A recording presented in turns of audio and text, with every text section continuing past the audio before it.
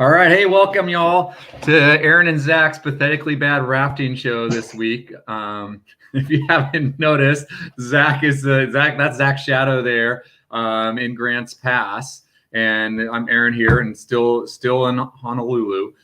So yeah, hanging out. But yeah, I want to welcome you guys everyone back to the show every week, 2 p.m. Pacific Standard Time. We're here. Yeah, talking about rafting, right, Zach? If you haven't done so already, yeah, hit that like button, like this one. Get the message out there. Be sure to subscribe, and of course, hit that bell. Make sure you get notifications anytime Zach posts anything new online. So great to be back on the show, Zach. How's it going this week? Yeah, going good. I'm in Grants Pass on a very rural internet connection, so hopefully it works. And we have a few things to share today.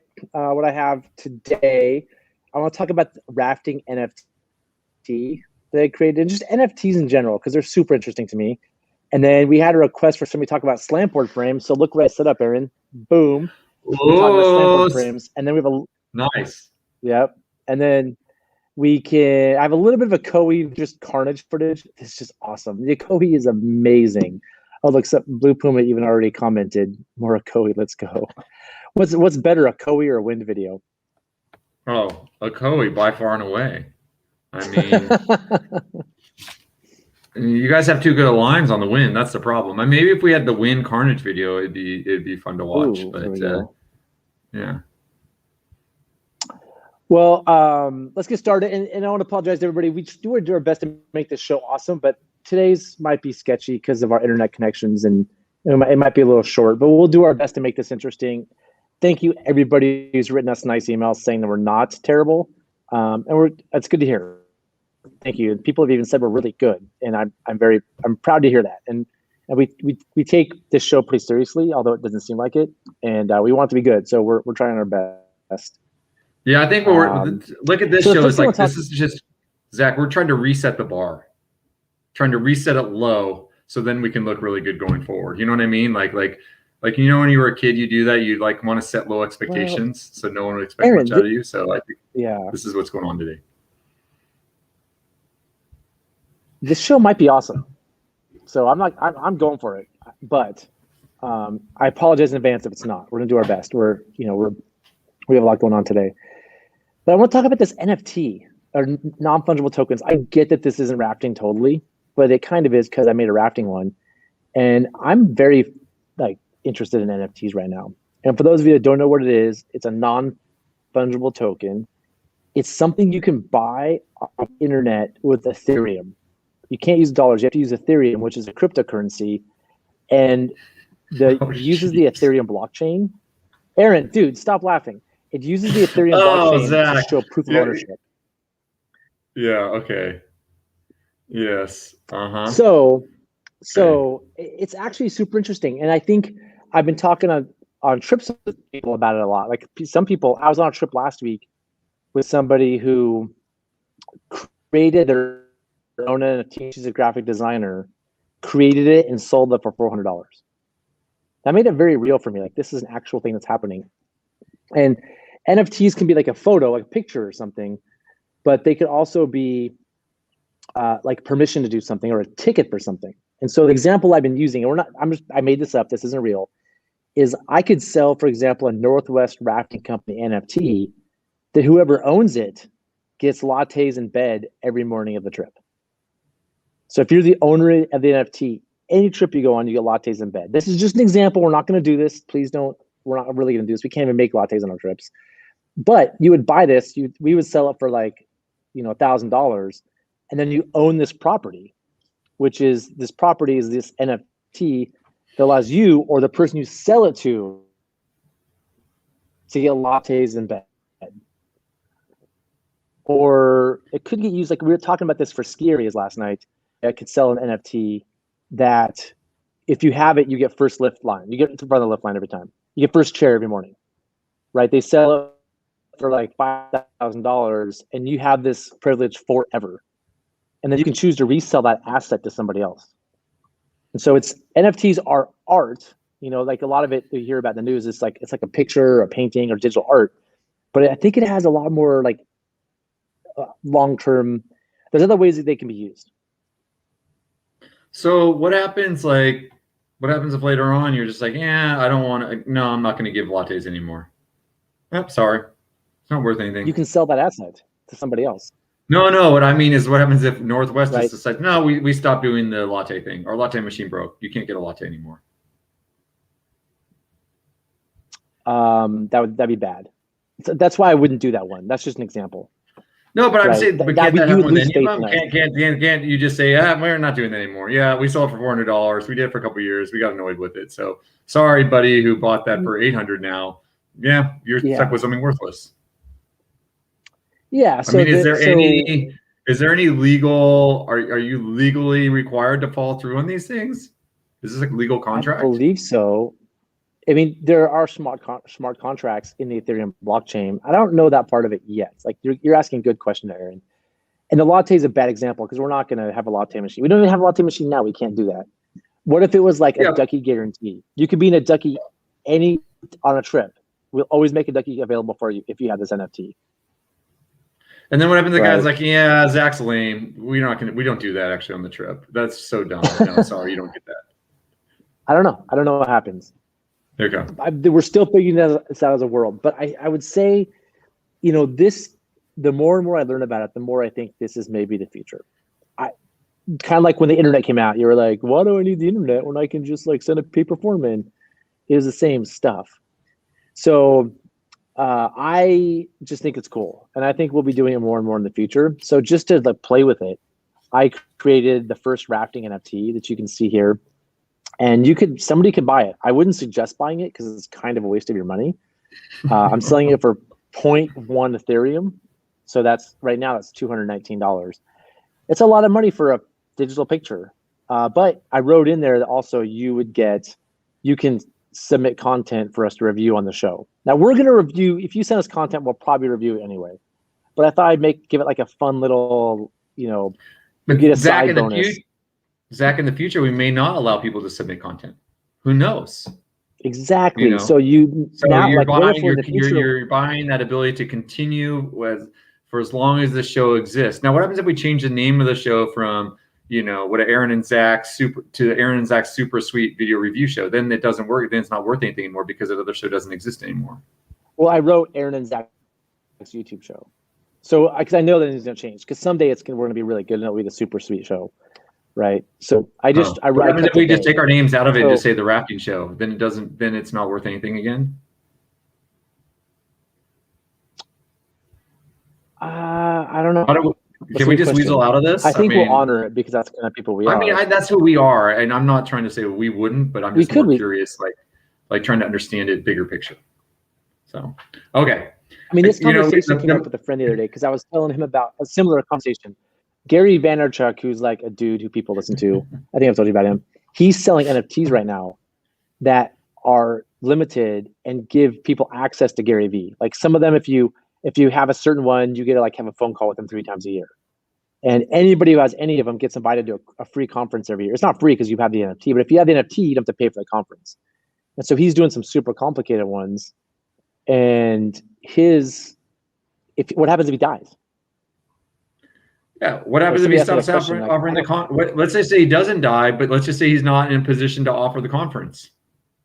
So then what? Yeah, so what in talking and learning about it, if the conference is amazing and he's gonna keep offering it, the value of the NFT will go up. If the conference sucks or he just kind of doesn't really do it, the value of the NFT goes down. So the long-term value will depend on the quality of what's happening. So if our show is really popular someday and more than 9 people watch it, then maybe people will really want us to review things and the value of this NFT could be higher. Or if we just stop doing it, the value basically goes to 0. So it kind of depends. You're buying into the organization a little bit as well as the art. I think it's a beautiful photo too. So we have signed contract. Yeah. This is a sign. So you guys are when the internet came out, you're like, what's the internet for? I don't need the internet. This is the new internet. We are a cool group of 9. We're a group of 7 now, but yeah. Yeah, everyone's leaving because we're talking about blockchain. But like this is you are missing our audience completely, I think, with this. Maybe not. There's like probably like a couple people are interested in it, but the majority want to see sweet rafting footage, people getting beat down, and hear us complain, talk about how the other one doesn't know what they're talking about when it comes to slant boards. So I mean, maybe right now can we kind of bring this to a closure and move on to rafting stuff? Or I mean, unless you got more this you want is to say rafting. about it. This is the first ever rafting NFT. So, I mean, it's the first one. Nobody else had one. So I'm pretty excited about it. But yeah, we can move on. What do you want to move on to there, Aaron? Rafting. Espresso. All right. Yes, all see, right. everyone agrees.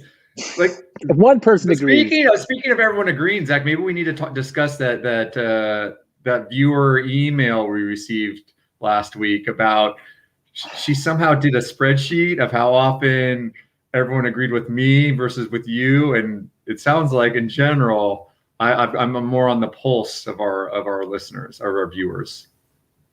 So that's not true. One of our viewers has created a spreadsheet that it's amazing. It's called Aaron versus the world. It's how many times Aaron is right versus everybody else. It's generally Aaron versus me, but it's Aaron versus everybody. And according to her spreadsheet, Aaron's been right 15 times and the world's been right 9 times. So Aaron is winning. How many times have you been right, Zach?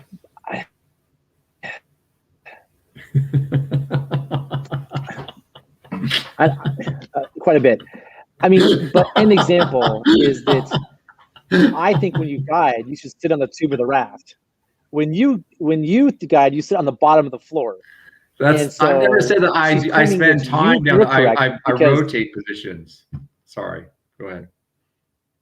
Okay. Well, anyway, she's claiming you're correct because sitting on the floor is a good idea, and Death Angle Whitewater is her source. Which, okay, the YouTube channel Death Angle Whitewater.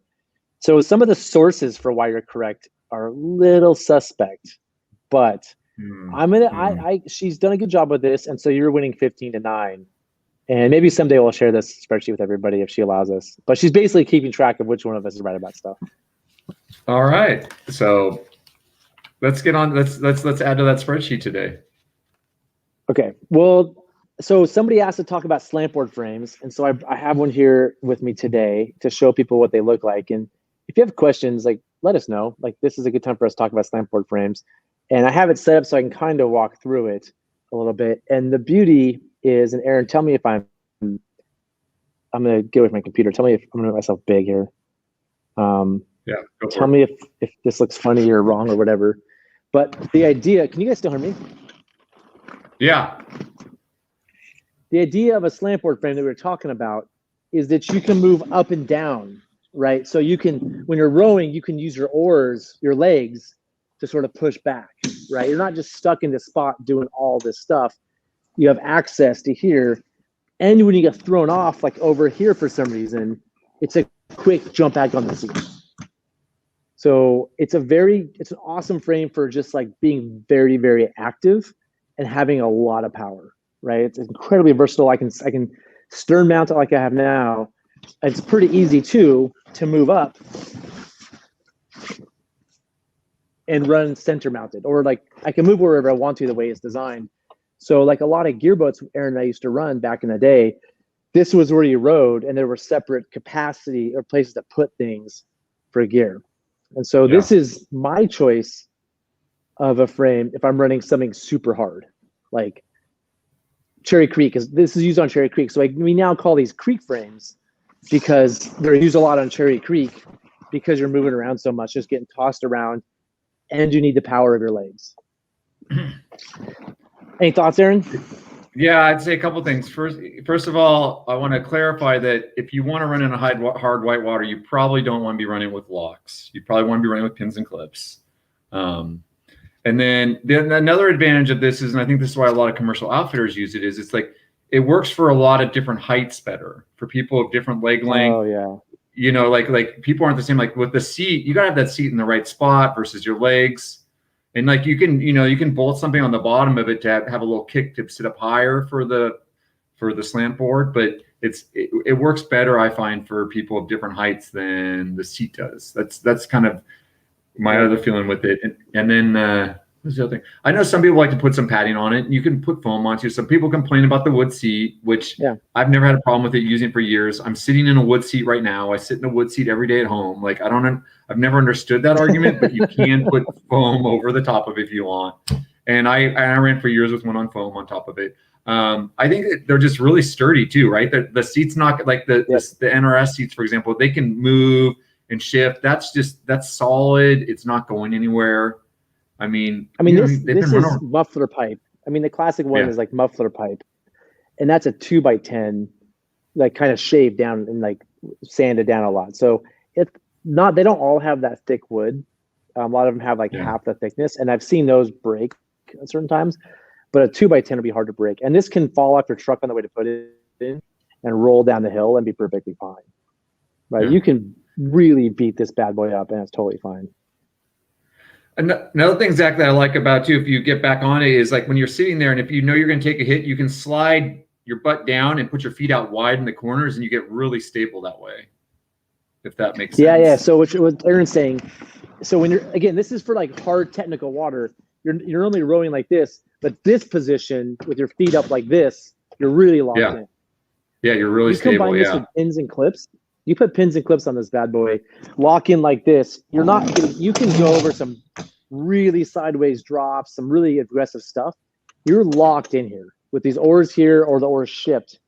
You're super locked in place. And if you do get tossed, it's just a quick back to the spot, right? It's not having to find the seat. It's very quick to get back on there.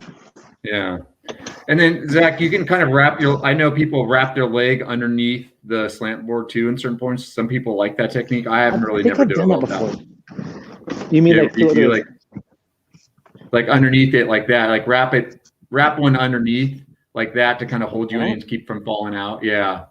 Like one of the safety cats we used to run down in Chile, people used to do that. They'd wrap one under if they were going to hit something sideways. I never got that good at that, but I know some people like doing that as well. I put my leg back a lot like this. Like if I've noticed, like, I don't wrap it around, but I just put it back, and I'm pretty stable like this too. Or I might switch it like that depending on the drop I'm going over.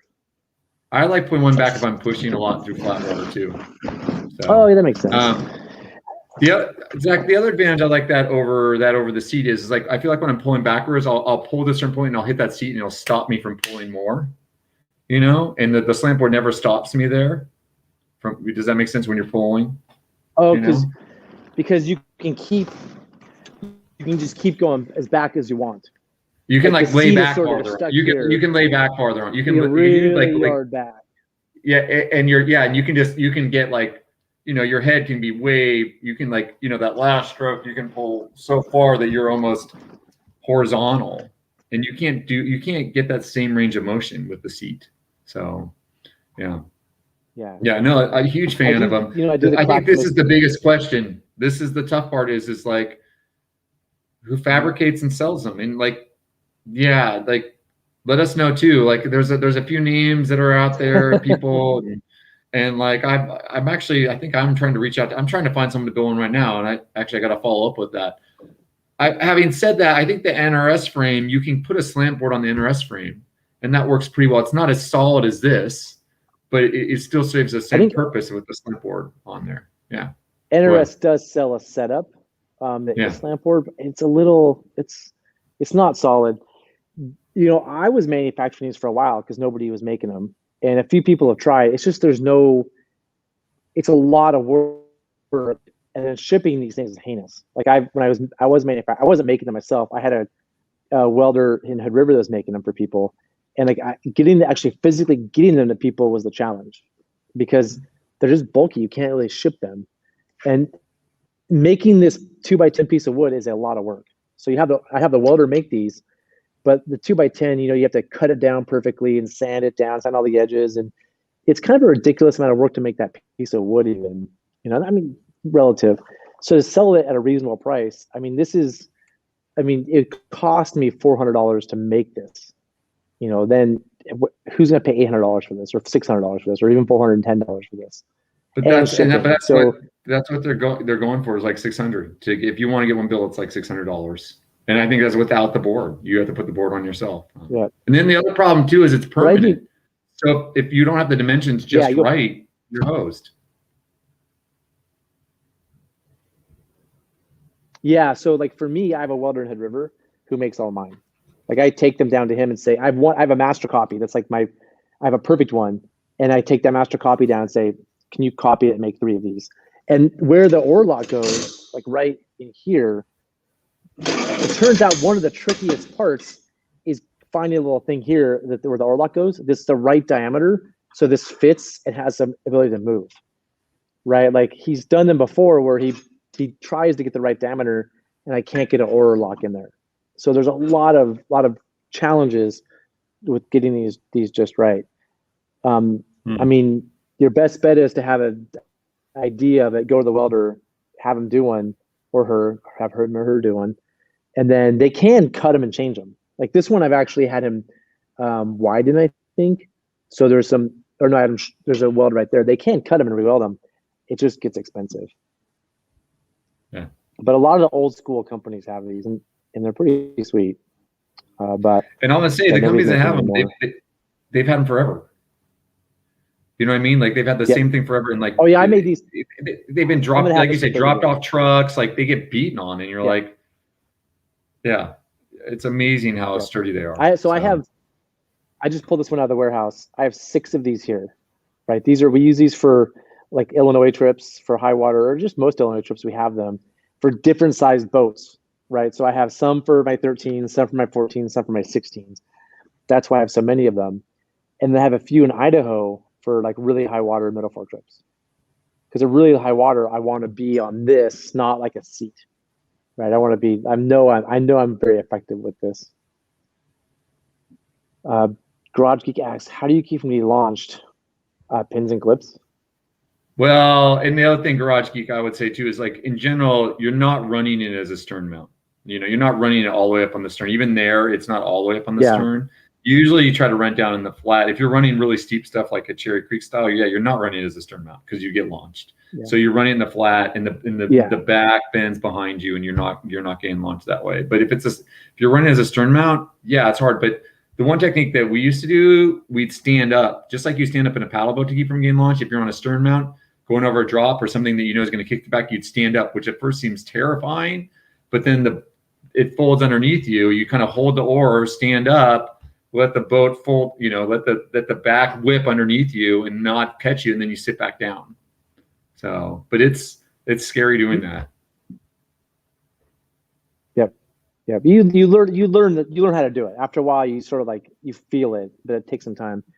And I just want to reiterate, like I feel like we run this in the very stern if we're like doing like the 12 meter south, or something that's not super hard, where we have 6 people in a paddle boat. We'll run it all the way in the back, where we maybe will get launched once in a while, but we can deal with it. On Cherry Creek, you would never run this all the way on the stern. It would be I call it like a 2/3 mount, where like Aaron said, like it's up on the flat spot, and there's still room for 4 paddlers up front in like a 14-foot boat. So there's room for 4 paddlers, room for your oars to go forward and not hit them. But if you put 6 paddlers in like a 14-foot boat, you're either going to hit paddlers with your oars because they're so close, or you're going to be up on the stern.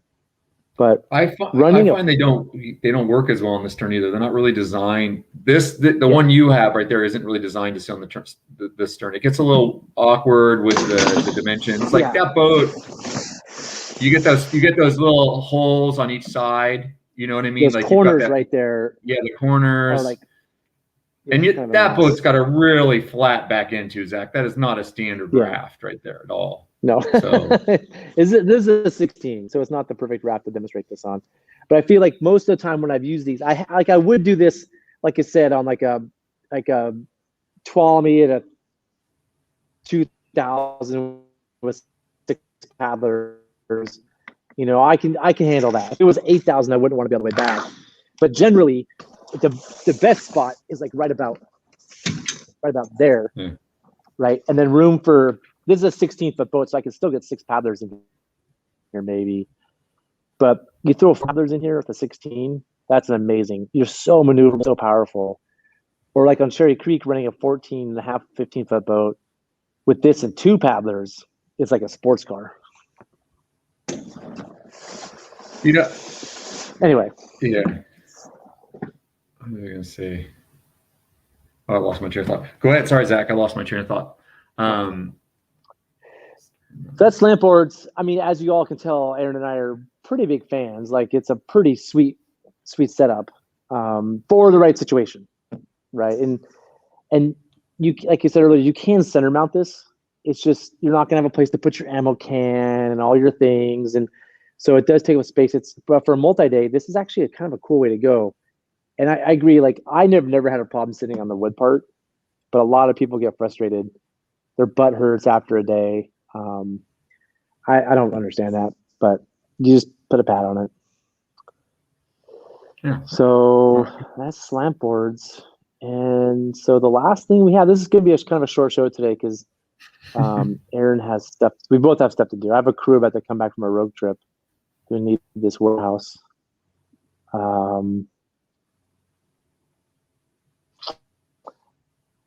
I found some more Ocoee footage. I am fascinated by the Ocoee, Aaron. This place is crazy. And Yeah, so right. I know. we just want to finish there. up. Let's turn the audio down. With just looking at some Ocoee footage. Now, Aaron, we're about to watch. I don't know if it's high water. Maybe somebody can comment what's going on here. This just seems like a ridiculous amount of carnage. Look at all this throwbag. Like, there's people on shore with throwbags. Another throwbag. Is it I like the U.S. Forest Service. Normal? I feel like on the South Fork of the American, which is another popular river. Go ahead. What was that? Nothing. Go ahead. Oh, I just look at this. That boat. I don't know if that's the same boat that just came down, but there's a lot of holes here. Look at that, another hole right there. The water doesn't look that high. This scares me. Yeah, is this just normal? Are people just getting destroyed on this river all the time? I mean, that boat doesn't look that big either. Do you think that's even a 14? I think it's an Air 130. Those are 130Es. That's the E dimension. They're pointy at the front and like blunt at the end. And yeah. I want to think, this is a video footage from Fast Fred Rudock. I don't know how to pronounce his name. He has a ridiculous amount of awesome Ocoee footage on his YouTube channel. I put a link down below here to this video. Super grateful he's sharing this with us. I'm going to say, Zach, the get down right there. So, they kept some people in the boat. Yeah. Yes, all the time. So Andrew's saying it's like this all the time. That is crazy. I mean, I guess that's why. I mean, I wonder if the commercial companies permanently put people on shore with throwbags. Like, this is just like when Outland Expeditions is coming through, 3 employees go down there with throwbags expecting carnage. And as a place to swim, it just goes around the corner. Like, you can't. I really worry right now if somebody swims or a flip. Could they go past that bridge around the corner? Hey, Zach, what do you think about what the get down? You know, the get down where they put the paddle blade up in the air. Mm-hmm. Are you a fan of that? I like it. Yeah, I mean, not all the time.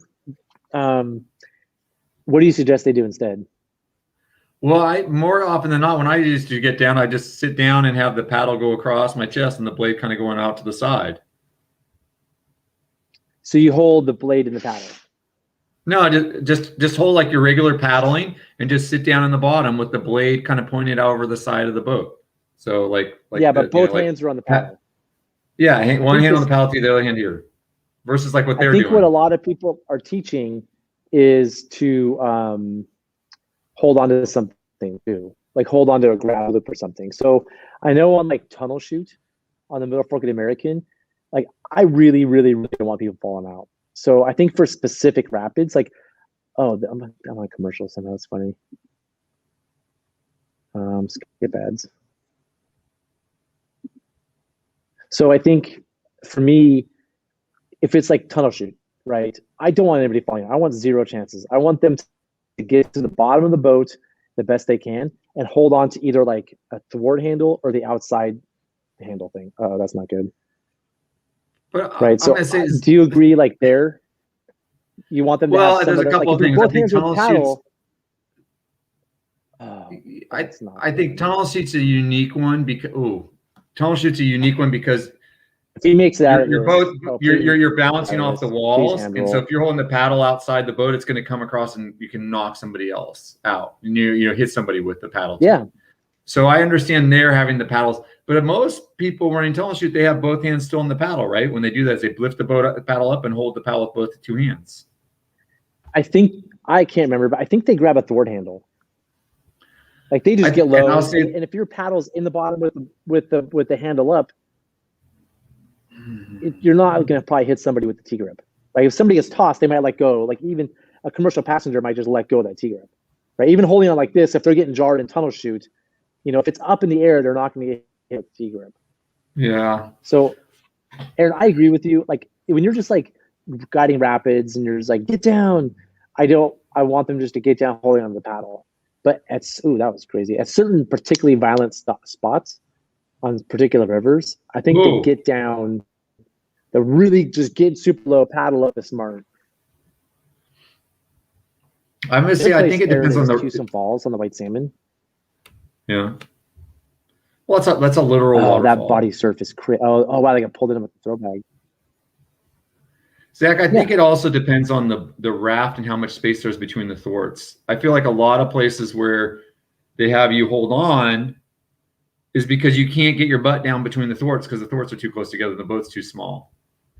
Like Sierra Mac, like their SOTARs up there have so much space that you can get down the bottom boat. And so there they don't call hold-ons, but then all outdoors they're particularly back when they were in the Avons, people couldn't get all the way down the boat. So they had to have grab loops to hold on to because their center of gravity was so much higher. So I think a lot of it's dependent on the boats. If there's enough space, you can get all the way to the bottom. I don't think you really need to hold on.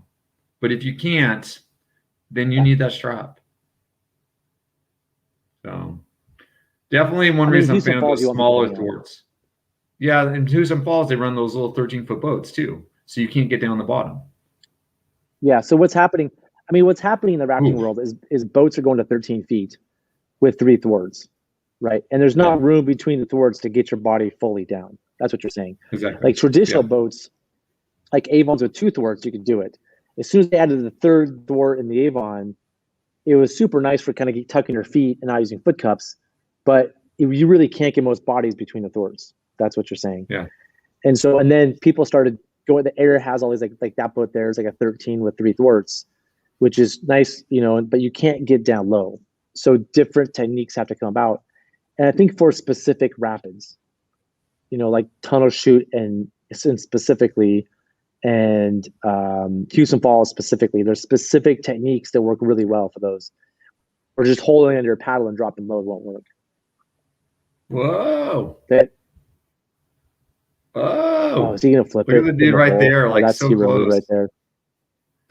He's flipping it into the hole on purpose. Oh my goodness. With just a strap. He's no flip line, no paddle. Or is he trying to flip it? Or is he trying to just hold on? Oh yes. I think he wants to flip it. Oh, there's some good comments here, particularly from Andrew. Oh, sorry. Andrew's sorry. Look at that. He just A's out. It's the Olympic section. Okay. Yeah, that's what I've noticed too, Andrew. Like there's just throwback after throwback that seems to be crossing lines, which isn't so good. Tempest, yeah. Huh. Andrew, look at those people on shore. Does the commercial company send people down? See, there's the 3 thwarts in the air that we're talking about. Yeah. Like there's just not room to get down in those thwarts for an average person. Luckily for the guy in the back, you can still get down on the bottom though. There's space for you. So whatever. Aaron, Andrew, are there people with the company who are not guiding rafts on shore waiting? Like, it's like, hey, I need 2 of you to go down And oh yes, a canoe and set up safety. Is that something that it seems like there's people already ready to go? Oh, I love canoeing. Oh, that's sweet. Oh, that was not. That looks That's like fun. exciting. It's exciting because he survived. See the ad at the bottom, Middle Fork Adventures. Those are my friends who on the Middle Fork Adventures on the Middle Fork of the Salmon. They're great people, Dan and Ali and Dave. If you want to do the Middle Fork of the Salmon, give them a call. All right. You can click the little box and get rid of it, Zach. Okay, sorry. I think it's cool to have that ad on our video. Click the box. One more video. I think these are guide training groups. Jared, why do you think earlier that? on. Yeah, earlier on there were.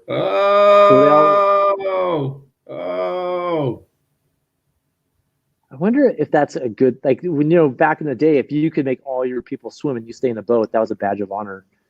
Is he trying to do that? I believe all the other guys are supposed to buy you beers if that happened. Ooh. That is super not fun. I question the throwbags tossed to the person who's not, the person in the hole who doesn't expect the bag should not be received.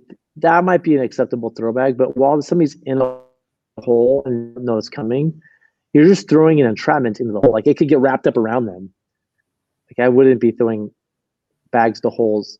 Like, the person in the hole has to want the bag, understand the danger and want it. Like, they're not going to catch it. Do you think some of these people are purposely going in, guys are purposely going in there in a way to make people swim?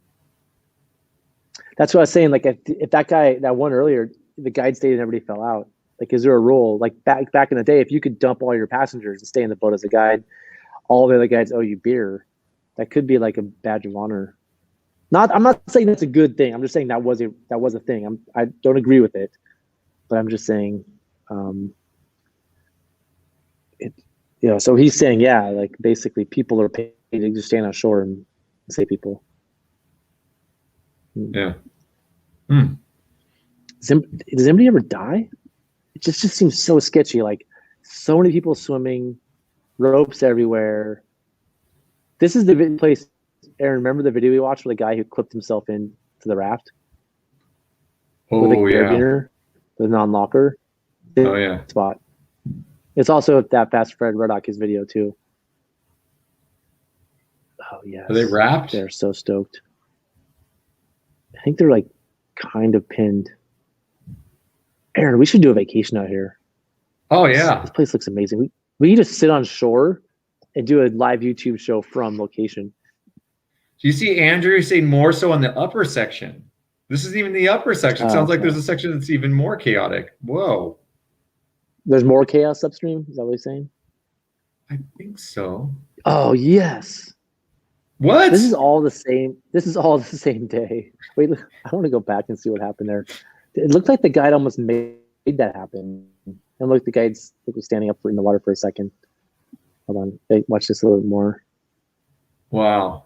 Okay, they're hanging out there. No, Andrew. Come on. Oh, dude, that was awesome. How did they flip like that? Was that downstream flip? Yeah, I think they hit a funny rock in there. The guy that's amazing that they had a downstream flip right there. That's unbelievable. It doesn't look that steep. That's crazy. Wow. You can also tell the guide is touching the bottom sometimes. You can just, by the way, there's just like sometimes right there, feet are on the bottom of the river. You're not going to flip the boat back over. Yeah, it's not very deep. He says so. Oh. He says no. I think I'm asking the question is, do people die? I think he's saying no. No. That's good news. The upper has 2 class 5 rapids that cause them. Yeah. This, whatever class this rapid is causing problems too. God, how many people go down that thing? Look at that. That is just craziness. I think it's one of the most popular, more commercials. I think it's one of the most popular runs in the country. Yeah. Yes, that guy's still stuck. I mean, this is like that last rap video. You're not going to send a rope out. There's no way because there's boats going by left and right. When do you get the guests off and give up? I'm going to say this one thing right away is he's got some big boys on that boat. I'd Mhm. start trying to move their weight around, like move them to one part of the raft, move them to another part of the raft, and just see what Mhm. happens. I mean, Because he did that. They're all in the front. yeah, you put them all. Yeah, I tried maybe Oh downstream yes. side. Ooh. What if a boat wraps on top of them? If a boat came in sideways, somebody could wrap on top of him. More commercials. Well, Or there's it's a just lot of buffering. commercials on this. No, sorry, it's buffering. Oh. There we go. That raft is like pulling people off. Wait, what happened? Wow, that other boat is that boat stuck behind, or they just eddied out back there? So it looks like these are stuck just like a bunch of shallow rocks. Oh my God. Would you do tube deflation here, Aaron? Potentially, I would do what they're doing right now. That's what I would have done early. Put the weight on the downstream tube and just have them pull that upstream tube up a little bit. I mean, I think I would And move then them to maybe one combine side, out. push and pull. Move to the other side, push and pull. Yep. Now back to this side, push and pull. Back to this side, push and pull. I will move them. I'd push and pull until it does nothing, and then move them all somewhere else. And eventually, something's going to happen.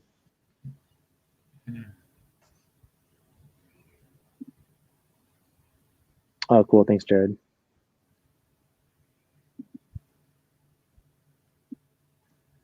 Saturdays in River Wild, boat to boat, the whole river. Is there any limitations on how many people can go? Is it just total free for all? Oh, here we go. This person has a. Oh wait, while those guys are wrapped, somebody's walking upstream with a danger loop attached to him to do something. Man, I'm so glad. Thank you, Fast Freddy, for sharing this with us. Oh, did they almost lose somebody? I was thinking the same thing. The guy with the danger loop does look like a hero.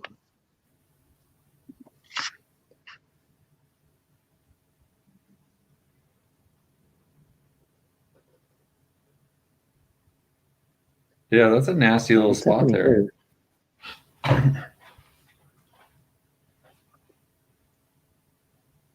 Oh, he's gonna swim out there. Oh yes. Oh, please see that's what's happening. He doesn't make this one. Oh, what? I think he's gonna make it. He doesn't make this. He's gonna kind of walk across. He can't walk pretty across shallow, current, can he? He's gonna get raked in those rocks. I think he's kind of standing, Zach. I know. That's. Oh, damn it! If you're right again, Aaron, I'm just. Damn it!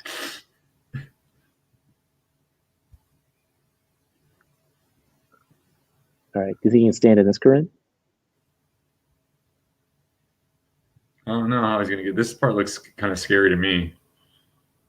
How do you wrap around there? I mean, is this? I'm surprised no boats have come by and run him over.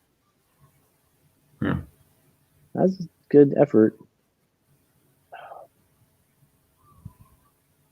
Oh geez. Oh geez. Oh geez. Does he go under the boat? Oh, don't go to the boat. Don't go to the boat. Don't go to the boat. Oh. Whoa. That's a scary spot. He made it. He did it. Okay, Aaron, you're once again here. Now that we have this person who's checking when we're right or wrong, I'm very nervous to say anything. I went on a limb there. Now it's 17-9. Oh. But Zach, yeah. Oh. Yep. There you go. All the downstream. That teal shorts was a hero. I mean, already this is way better than what they were at. Yep. Teal shorts. Oh, is that teal shorts getting dragged down the river? All right. Teal shorts is a hero. That was a pretty good move. Yeah. My goodness. So you see what human rationally says? There's 22 companies that operate on the Ocoee. Wow. Total. So unlimited numbers, as many people as you want.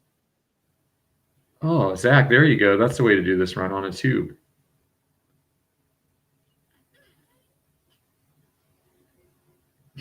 Wow.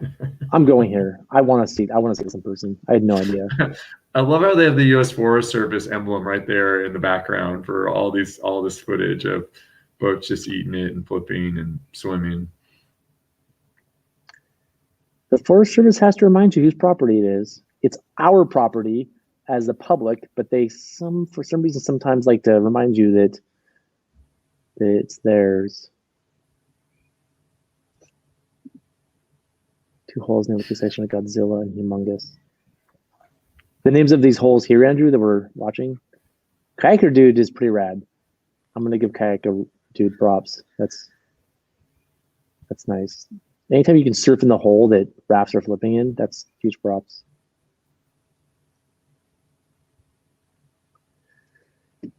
Well, Wow, Aaron, we can watch this all day. stuff. I know you have things to get to. I feel like my crew's gonna get back to the Rogue anytime now and open that garage door and interrupt our live show. So we should probably shut this one down. Yes. Andrew, you've been very nice to share all kinds of stuff with us. Yes, thank you, Andrew. Yeah. But do you want to? All right. I want to thank everybody. We should shut this one down. And unfortunately, I'm on the river next Friday, so we're not going to have a show next Friday. Summer's going to be rough for the live show. We're going to do our best to do it, but Aaron and I both have a lot going on right now. I'll be back in 2 weeks for sure, so we'll do one in 2 weeks. Zach, I mean, hopefully people will get out and boating, so they don't need this fix quite like they do during the winter. You know, when you can't get out on the water quite as much. So yeah. That's true. We love doing the show, so I feel rushed today, but like we love doing this. And thank you everybody for kind of taking a little bit of time to join us. It's fun every week to kind of chat with Aaron and talk some smack. And there's only one thing we disagreed on today, and you won. So now I got to figure out. I do my research before these shows. Oh, you're gonna have to pre-watch the videos to know what happens and say, "Oh yeah, this is." I should have done that. And then I bet in 22 seconds, this person's gonna flip that boat over. And what do you think? Yeah. Sweet river nice. Wow, I can't believe the man runs out on the water. Yeah, it's that time of year. People be paddling. Yep. So, Joe, you want me to close us down here, Zach? Let's close it down. We unfortunately both have to get going. Yeah. Hey, you guys, thanks for tuning in for a quick short show this week. Appreciate all the comments. That was a lot of fun. That was some great footage, Zach, about the Ocoee. Really enjoyed that. Especially, I mean, that was fun. I mean, the NFT stuff, I know it blew your mind. Oh yeah, NFT. So yeah, don't forget about the NFT. Leave lots of comments about NFTs. Zach will respond to all those. Yeah, if you want to make sure there's more video footage for us to discuss and less NFT talk, you can send me a note, aaron@riversandnotions.com. If you've got something that you'd love us to watch, or no, hold on, Aaron, you can't submit unless you have the NFT. So don't even bother submitting the footage. Well, okay. You can submit to me. You can't submit to Zach. Yeah. So you can submit to me without. If you want to submit to Zach, you need to buy the NFT. But if you want to submit it to me, aaron@riversnotions.com, that works. So next week we're off, but the week after we should be back. I'll be here for sure. Okay. Yeah, I should be around too. So great. Look in 2 weeks. Okay. You guys everyone have a great day, and thanks again, you guys, for all your comments and everything. We appreciate it.